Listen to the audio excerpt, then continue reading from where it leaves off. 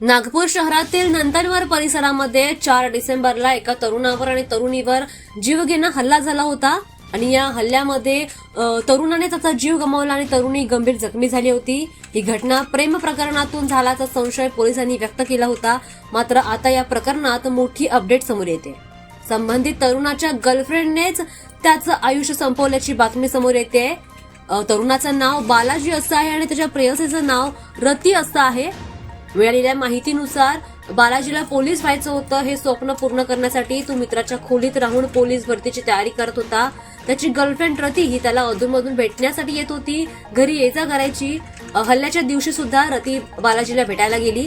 बालाजीने रतीवर लग्नासाठी दबाव आणला होता, मात्र रतीच्या वडिलांना हे लग्न मान्य नव्हतं। त्या दोघांमध्ये लग्न करण्याच्या मुद्द्यावरून वाद झाला आणि संतापलेल्या तरुणीने त्याच्यावर धारदार शस्त्राने वार केला। या झटापटीत बालाजीने त्याचा जीव गमावला आणि त्यानंतर तरुणीने स्वतःवर देखील हल्ला करून स्वतःला देखील जखमी करून घेतलं।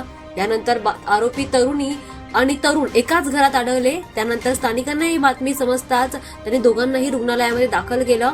मात्र पोलिसांनी या घटनेचा तपास सुरू केला आणि त्यावेळी तरुणीने सुरुवातीला वेगवेगळी उत्तरं दिल्याचं समोर आलं। आरोपी तरुणीने मोबाईल फॉर्मॅट करून सर्व पुरावे नष्ट करण्याचा देखील प्रयत्न केला। मात्र बालाजीच्या भावाने पोलिसांना दिलेल्या तक्रारीवरून या तरुणीचा सर्व प्रकार आता समोर आलाय। या घटनेने नागपूर शहरामध्ये मोठी खळबळ पसरली आहे आणि पोलिसांनी गुन्हा दाखल देखील केलाय।